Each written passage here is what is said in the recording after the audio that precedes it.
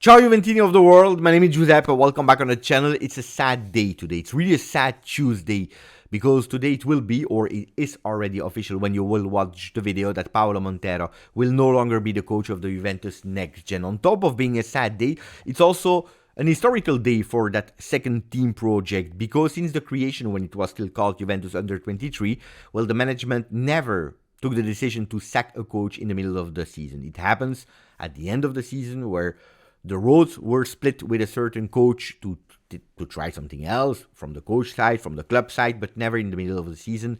And unfortunately, and that's why I'm telling you, it's a sad day. It has to happen to Paolo Montero. That has always been one of my childhood idols, hero. What a fantastic defender. What a fantastic player. Go back on YouTube and watch the highlights and skills. But on top of that, go on YouTube Juventus channel and watch Planting a Seed, documentary made by Creator Slap. That is just wow. Wow, because not only do you discover the player, the coach, but especially the man. What a man, what a person with so many values. A fantastic person that unfortunately today will not be the coach anymore from Juventus next gen. When you're looking at the sporting side, 20th in the ranking, so the last one, with 7 points on 14 games, 9 losses, only 1 win. There were 6 games where we were not even able to find the net. Well, the results are there.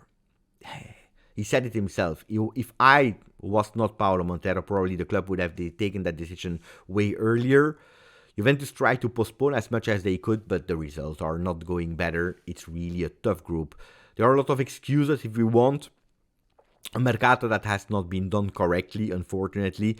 Luis Haza, that is at Lecce, that never plays.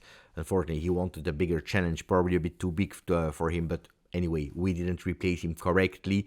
Some leaders that, that we can have like 3-4 players that are over 23, that are really the leaders of that group, that are not there anymore.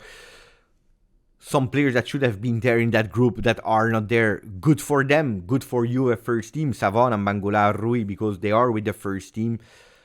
And if you don't rebuild fast enough, with enough qualities, then it's really tough. Then it's really tough. It's extremely difficult project, because every year you have to dismantle it and you have to build it back from scratch. And until now, it always worked in a way or in another. This time it's really tough. It's really tough. That's why when I'm telling you that I don't want Alessandro Del Piero, Gianluigi Buffon, Giorgio Chiellini, all these idols, actually even Andrea Pirlo, if we are really totally honest, as coaches of my club, I always tell you that there is a reason. Because the career of a coach, the journey of a coach is usually really short in a certain club, except of exceptions. Ferguson, Pep Guardiola, but it's really short. And if you're really lucky, you go towards a peak momentum, and then from that peak, it's only going downhill. Unfortunately, that's the reality, the journey of a coach. And that's when you're lucky. When you're not lucky, it finished even before. You never reach that peak, and then big decision has to be taken. And that's always saddens me. It's always painful. Is it the right decision? Probably yes. Probably the challenge was too big for Paolo Montero, that according to me was not ready for it, but he has a huge, big skill that we should not let go. It's the fact that he's a fantastic educator. He's a fantastic person in terms of values that can share them to these young teams. So even if the results were not wow last season with the under-19, he was able to give them Juventinità. And I'm sure that in a few seasons, these kids that will one day go to the next gen or to the first team, if they are really lucky and good, well, they will remember these values that Paolo Montero shared with them, so hopefully. Anyway, that was it. Who will come back? So they are speaking about Brambilla, that was already the coach of the next gen last season. When it will be official, we will of course speak about it as well. That was for the first part of the video. Yesterday I uploaded the vlog from UK. Guys, you know that these videos that takes really a lot of time because of travel, because of investments, because of then the post-production with creating a vlog. If you have the opportunity, just, to make me pleasure. Today I'm not asking for subscriptions, today I'm not asking for likes, but if you can go and watch that video, would be really, really, really nice. And tell me also where you want progression improvements on these videos that are counting a lot for me. Anyway, today Juventus women will play Champions League. Yes, I know it's international break, but Juventus women plays Champions League in our home against the strongest one of their group, Arsenal. We will support the Juventus women because they totally deserve that in a beautiful season, but it's a tough one, a tough group of Champions League, so hopefully the best for them today. Unfortunately, we have other bad news. It's Vasilije Adzich that has been reported yesterday, medical update, muscular problem on his right thigh. We knew it already that he had a problem on Friday because it has been communicated by Thiago Motta. In 15 days, we'll go with other examination to understand better the recovery time. So let's see how long he will miss. There is one thing that is sure about Vasilije Adzich. It's really a pity because it's the third injury. You know, I never wish injury to anybody. But especially not these young kids, 18 years old, that are joining Juve. They want so much. They want to show so much. They have the fire inside and they can't show them. It's really, really a pity. The beautiful news is that Juventus, they really believe in him because they saw him. Because if we didn't have the opportunity a lot to watch the qualities, I can tell you that he had. Juventus totally convinced about the strong player he is, and we are just waiting. No pressure for Vasilije Adzich on that one. Let him recover well, and hopefully it's the last one so that we can really see the talent of the player from Montenegro. The good news, because we also have good news, luckily, Locatelli back in Nazionale. You will tell me, Beppe, is that really a good news? Because it's better for him to be in La Continassa training with the rest. Well, I tell you, it's in that particular case, it's really a good news because I know how much he wanted it. We knew it already during the watch-along when we watched Ricci that was injured. We said, this is a Locatelli callback. He will go back to La Nazionale. It's a pity that he was not called up with the normal call-up squad list, that he had to wait for Ricci to be injured. It's really pity because according to me, he totally deserved to be there. But I know how much he cared about La Nazionale. He really wanted to be there. So Locatelli Nazionale, for his mental, it will be a super beautiful boost. And I think a fantastic reward for a player that is showing really day and night with last season at a certain moment where he was totally lost. Grande. Now the question, speaking also about that improvement of Locatelli, the growth of Locatelli, what is are also delivering. There are some Mercato news, and we are entering the Mercato voices now. There is a club from Premier League that is on the midfielder from Italy, from R number 5, X number 27, Manu Locatelli. It is Tottenham. Now the question, I want all of you to participate here in the comment section. Would you accept an offer in the winter or maybe in the summer for Locatelli from Tottenham? Would you let him go? That's a big question now. I'm sure that if I would ask that question at the end of last season, probably a lot would have said one thing. Now I'm curious to read you. Yes or no? And if yes, for how much? Let me know. Let me know. Hey, you already know what I think about it. I will not even repeat it. On Paul Pogba, there are a lot of clubs interested. One thing is nearly sure is that we are getting closer to the official communication from you as well to interrupt the contract with Paul so that he can leave and find an agreement. There are clubs from Premier League, from MLS, from Saudi Arabia that are on the player. I think also from Ligue 1. Let's see what will be the future of Paul. I wish him the best. But that best, and unfortunately, cannot be anymore at Juventus Football Club. So for people that are still asking, is it correct? Should we? Yes, the decision has been taken. There is no way back. For the future, imminent, January, do we need reinforcements? Yes, we need. Giuntoli said it, we are looking for a defender.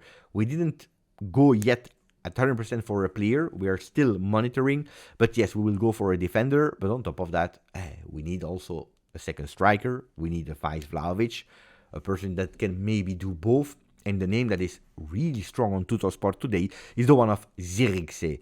Zirkzee mossa scudetto. Zirkzee scudetto move. Because we didn't speak about it, but we are there with only 2 points from Napoli. That is the leader. I know that we are 6th, but only 2 points from Napoli. So we are really there. And Juventus is still believing that things can be possible. So that's why they are believing also in Zirkzee as an opportunity. I always told you that I didn't believe that much in Zirkzee to Juve. Well, I start to believe in it. For what reason? Because the things are really going extremely bad at Manchester United, like a lot of time. But now we are speaking about Zirkzee, that is called belly flop, or what is the name? Yeah, belly flop. That is called belly flop, and these kinds of name. A total flop. It's not working. And you know, they just changed coach. I believe this morning or yesterday, Amorim arrived at Manchester United, and looks like their first rumors are saying, I don't want him. I don't need him. It's not the player that could possibly work in my way of working.